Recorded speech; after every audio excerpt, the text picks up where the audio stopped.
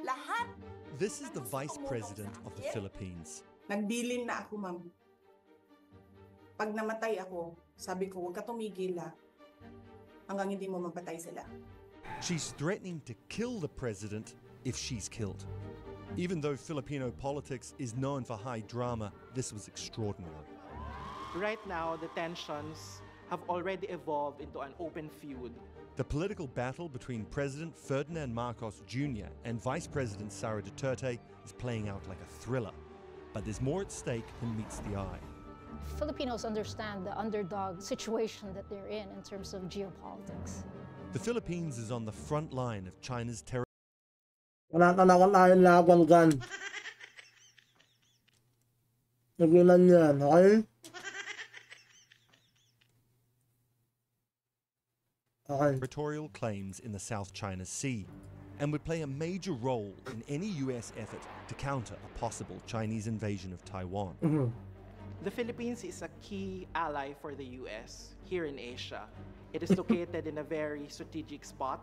But this alliance is under pressure as Sara Duterte backs closer ties with China, and her case is being helped by aggressive US tariffs. Well, President Trump says the US has reached that trade deal with the Philippines. Trump's presidency has upended just about every assumption you could have about America and the world.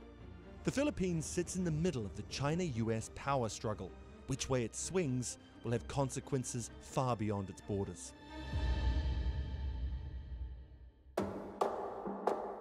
Meet the Marcoses. This is former President Ferdinand Marcos and his wife and former First Lady Imelda Marcos, who you may remember is quite the fan of footwear.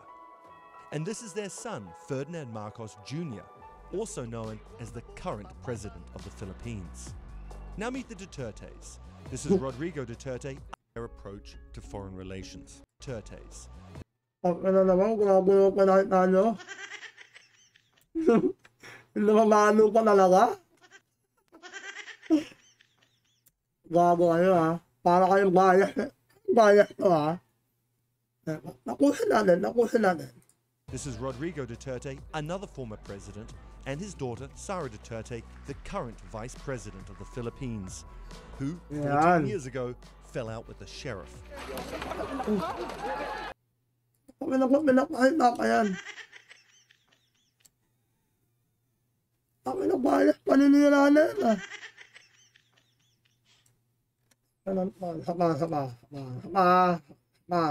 makita pa akong mali ha.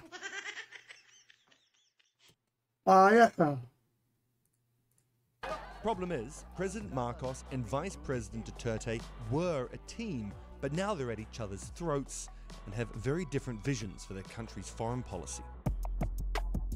Marcos Jr., referred to as Bongbong, has cultivated close ties with Washington, while his political rival has followed in her father's more pro-China footsteps. Sara Duterte is trying to take a more neutral stance to it. She wants to work equally.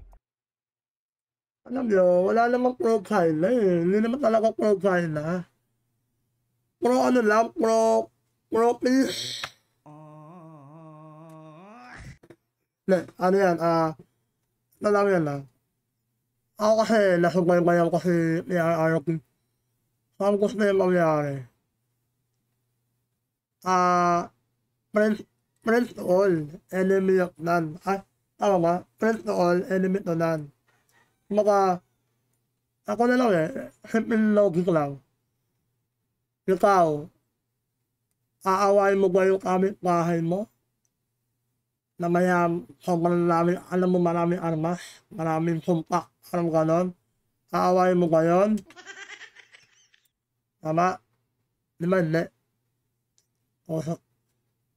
Ikaw, aawain mo ba yung mas malayo sa'yo? Sagot. Saan mo aawain mo yun? Papalagkaroon kasi malayo eh. Ngayon ko lang, kumbaga, ito na lang aawain mo yung kapitbahay mo. Alam mo marami armas siya kaysa sa'yo. Papalag ka ma? Kahit ako, hindi ako papalag. Hindi na ako lalabas ng bahay. Magano. Di ba? Common sense lang guys. Saka, China pinakamayaman rito. Sa ang buong mundo ngayon. Number 1 ang China ngayon. Ekonomiya, lahat. Reserve, lalo, mas mayaman sa Amerika. Alam niyo yan. Pero kung hindi alam, bahala kayo kon. Mag-research kayo para may alam kayo, okay? Puro kayo katawahan, ha? Okay, tuloy. with both the US and China. Any change in the direction of the Philippines' foreign policy stance will Kahapon lang. Anong puro China? Eh, lahat naman ng gamit sa Pilipinas. Galing China. Ilan yung Shopee, Lazada. Diba? Saan magawa yan? China? Diba? Common sense. Huwag kayong puro ano. Kung ayaw nyo sa China, huwag kayong umorgan sa Shopee. Kung ayaw nyo sa China, huwag kayong umorgan sa Lazada. Ay? Tama nyo eh. Ay, nanay. will have an impact not only here locally, not only in Asia, but the world at large. And here's why. The Philippines was a US colony till 1946. Located just south of Taiwan, the island chain is critical to the control of waters off the southern coast of China. Post-pandemic, its economy has grown steadily and faster than most of its regional peers. The Philippines matters to the U.S. as it's among its allies that it uses to secure trade routes and peace in the region since World War II. But relations between Washington and Manila are caught up in the political feud we mentioned earlier. Marcos's term is due to end in 2028. Duterte is emerging as his likely successor. Their alliance was extraordinary to begin with, but their open hostility even more so. So how did things get so wild, and what can that tell us about what to expect next?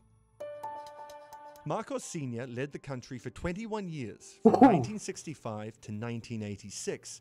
He and his wife are accused of stealing $10 billion from the state. Not $10 billion, no? Yung mga ganun yun, makano yun? Ang ano naman, no? Naon. Okay, nanay. State during his term, as well as torturing and killing thousands of political opponents. But to his supporters, Marcos Sr. was a hero who drove the Philippines' economic development. Pero in fairness kay Marcos Sr., marami naman talaga ang nagawa. Na hanggang ngayon, napapakinabangan pa rin. Ano na yung mga hospital, diba? Heart center, marami. Search nyo na lang, mahahayo pa, papahirapan nyo pa ako. Okay, mali. Former President Rodrigo Duterte served from 2016 to 2022. He pivoted the Philippines towards warmer ties with China and away from the US. Currently, he's in a prison cell in The Hague. More on that later. The alliance of these two prominent families was a sure path to power, uniting disparate factions of the country into what they... Nakita niyo yung win-win? Kaya ako binoto si Marcos. Siyempre kay Sara. Pero akala ko magkakaroon ng win-win sa Cavite. Hindi pala. Tama. Yun lang, kasi malaking bagay yung win-win. Di ba sa Ilocos Norte, maraming win-win. Tapos na nang umupo, wala eh. Puro baha. Flood control. Okay, mali. They branded the Uni Team. In the 2022 presidential election, Marcos and Duterte romped to victory.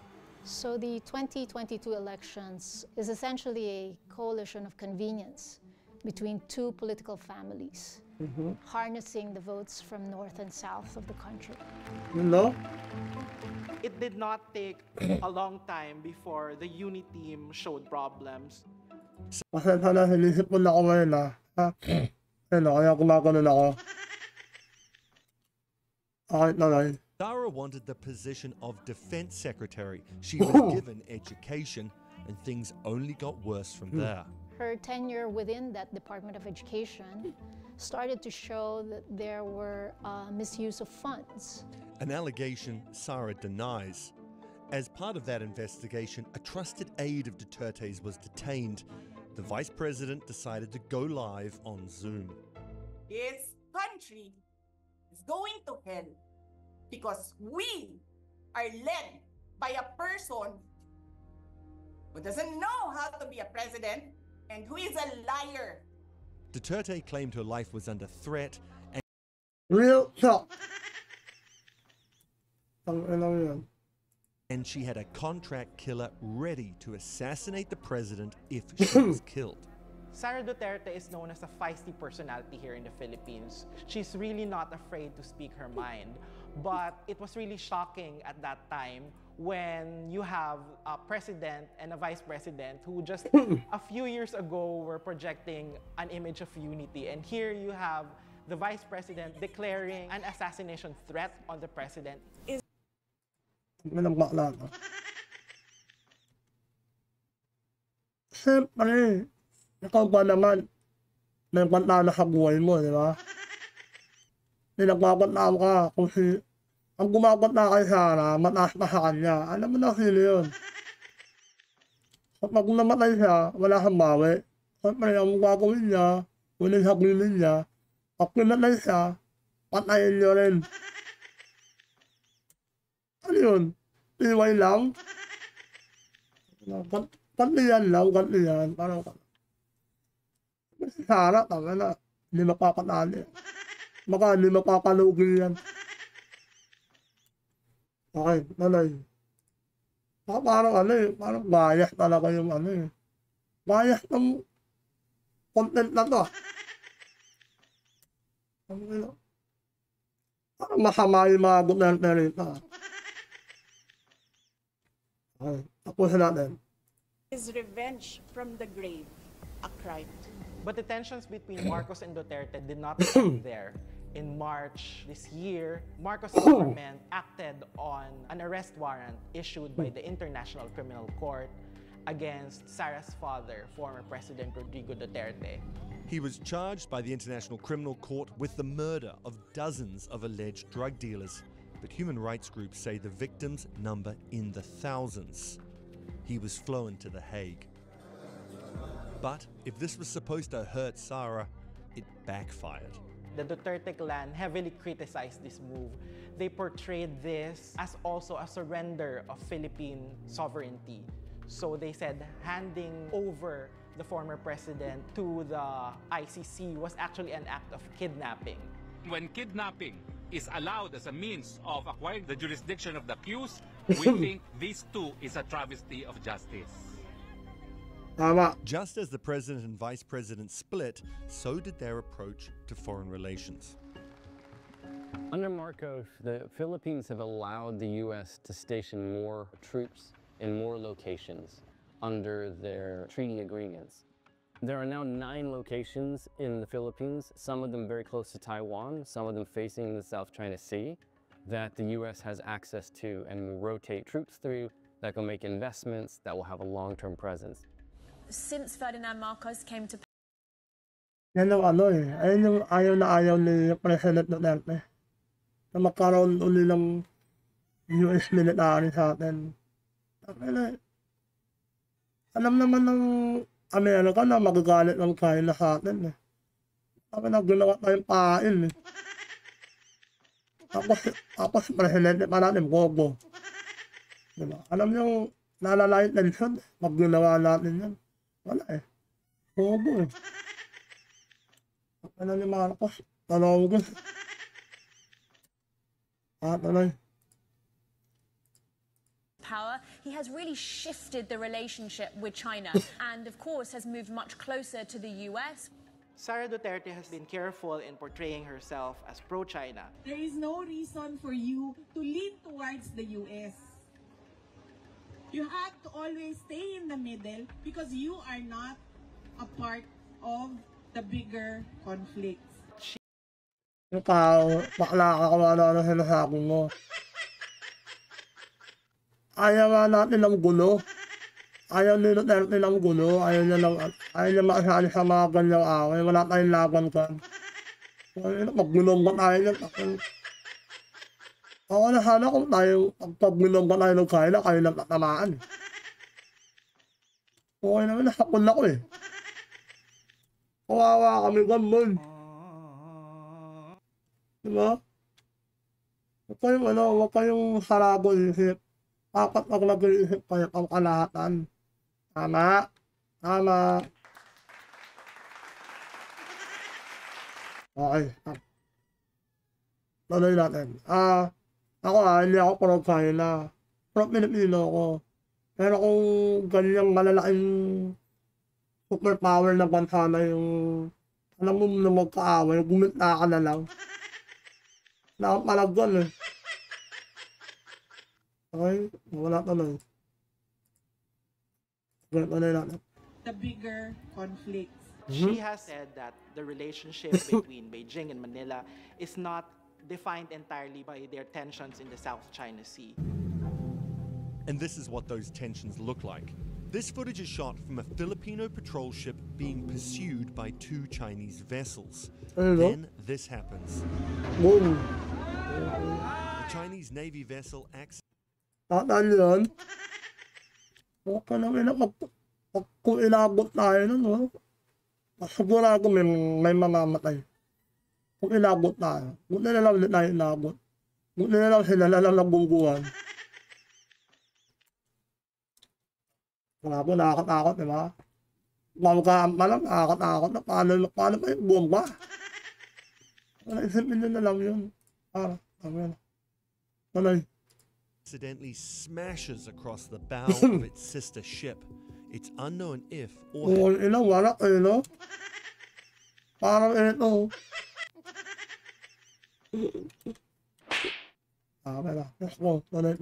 How many Chinese sailors lost their lives in this collision? Philippine vessels have been shown by authorities to have been water cannon, sideswiped, harassed by Chinese vessels. China and the Philippines alam niyo kung bakit nagkakaganyan yung China ngayon sa panahon ni Marcos. Diba? Ngayon lang ulit nagkaganyan, panahon ni Pinoy, saka ni Marcos. Pero panahon ni Duterte, walang ganyan. Peaceful. Ibig sabihin yan, galit ang China kay Marcos. Sobrang galit. Kasi ang akala ng China, ako na sa mga nakakaalam sumuport na ang grupo ng mga Chinese kay Marcos ng kampanya. Ay, magkakaalam ko na. Tapos, ito yung bawi. Kayo nang nanalo, pumunta ng Amerika. Lahat magkasundo kayo, Joe Biden. Kaya ayan yung resulta. Nagalit ang China. Ang gusto lang kasi ng China rin magkaroon na kapayapaan. Mutual understanding. Diba? Tuloy. Kasi panahon ni Duterte, walang ganyan. Alam niyo yan. Okay. Tuloy. Dispute who owns the islands and reefs in the South China Sea. China's vast claims are encompassed in what's known as the 10-dash line, which sweeps down from Taiwan to the Philippines, Malaysia, and up Vietnam's coast. Okay lang, inakamit na dash line eh. Pag naman 15 no? Okay lang yan. Nalaunan mo kasi ng mga Chinese natin. Wala sa hulog, gar. Tinamkin lahat ng kagat, no? Ilaw. Alam ko, kahit naman sila magugulisin sa China, pero wala tayong palag eh. Kung malakas lang talaga ang militar natin, papalagan natin yan. Ilan yung Vietnam, diba? Pumapalag po kung ilang yan. Pumapalag yung Indonesia, Malaysia, ano na Taiwan, namin lang yan. Pumapalag kasi kalahi nila yan. Kumbaga, alam nila kahinaan ng kalahi nila. Alright? Galat na nila. Kung makagaguan ka na. Nobody agrees with this. including a UN court that ruled in the favor of the Philippines. Yet China is pushing full speed ahead with its insistence that it has sovereignty over pretty much the entire South China Sea. China's rapidly expanding its navy and rejects the UN court's ruling. It says it's committed to upholding freedom of navigation in the South China Sea. Problema sa China, gusto na sumusunod sa United Nations ruling. Nag-demonyo rin kasi ito mga ito.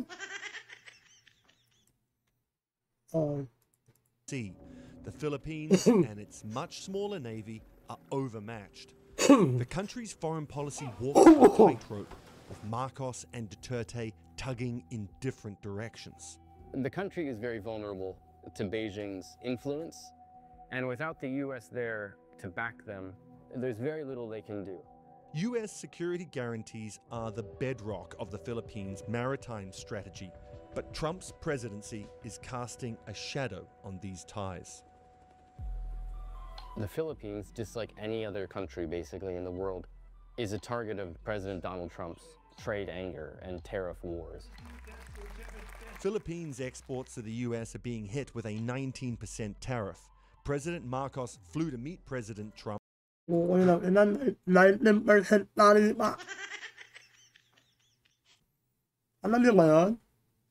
Pag kumuha tayo sa kanila ng item, 19% tubo.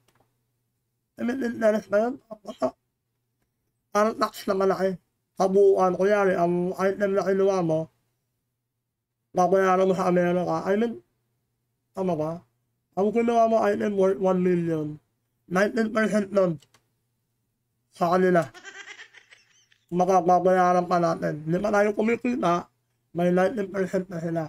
Hindi mo pa nauubos yung 1 million na item nila. May tubo na sila. Ganun kautak kaya mga Amerika na yun. Right? Na 19%. So, almost 200,000. Diba? Tubo. Interest.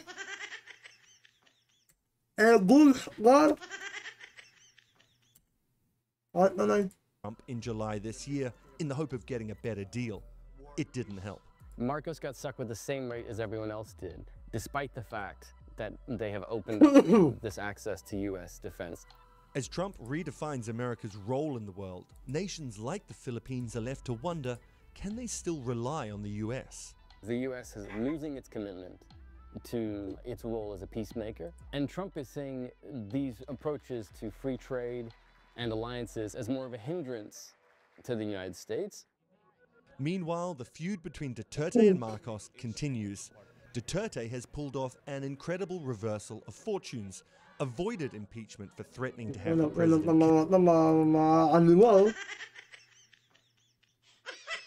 Alam mo kayo, against ako sa mga ito eh, pero naisip ko rin na, binayaran kasi ito. Binayaran para siraan sina Duterte, lahat ng mga company Duterte. Lahat, kung naman si Pastor, kinamay. Diba? Pastor Kigunoy, kinamay. Kawawa yung tao, mali. Sana makalaya silang lahat. Pagbalik ni Sara. Sana. Killed and impeachment for alleged corruption. She's now, with her more China-friendly policies, the most popular candidate to be the next Philippine president. After the arrest of her father, her popularity started to increase again, and the ratings for Marcos started to decline. Real talk. The Trump administration is exerting economic pressure on its allies in the region that could give the Philippines more reason to lean away from the US.